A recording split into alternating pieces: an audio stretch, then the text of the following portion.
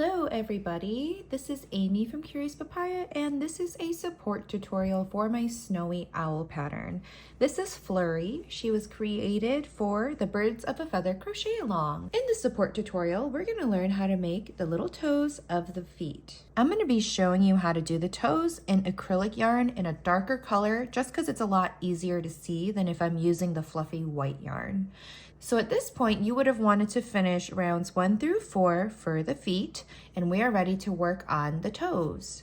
So you're going to be working through both layers of the piece. What that means is if you are flattening up the opening here, this would be considered the front layer and this is the back layer. Then we're going to insert our hook underneath the front layer, so both loops under there, and then the back layer as well. So total we have 4 little loops on our hook here.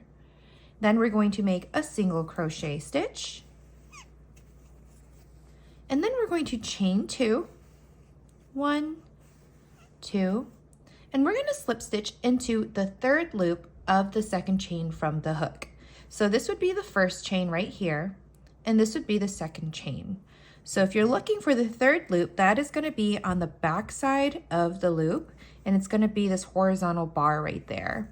So it's not a huge deal if you just go into the chain itself, but this is going to create a much more polished look for our toe. So that's that 3rd loop. So we're going to slip stitch into that.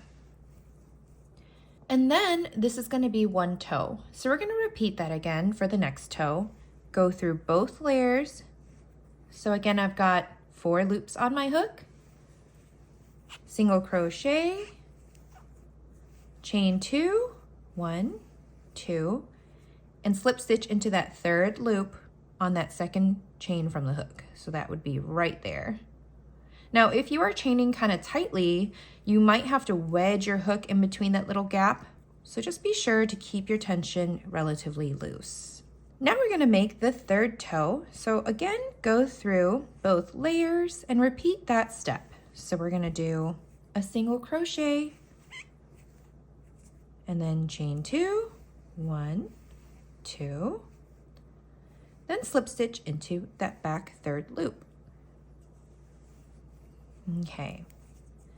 Now you might notice that your 3rd toe is kind of hanging off of your piece here, so it's important to go through that last gap and to slip stitch.